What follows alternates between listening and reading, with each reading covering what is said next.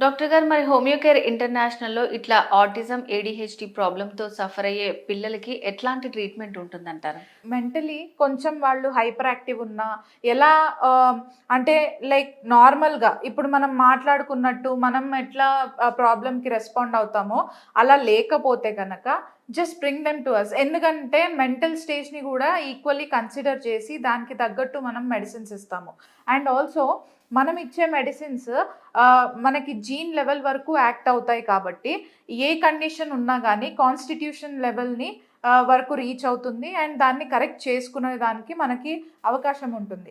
So, ఈ constitutional medicine వల్ల ఏంటంటే, ఇంటర్నల్‌గా జెనెటిక్ లెవెల్ వరకు మెడిసిన్ అనేది యాక్ట్ అయ్యి, ఎటువంటి కండిషన్స్ ఉన్నా కరెక్ట్ అవుతుంది.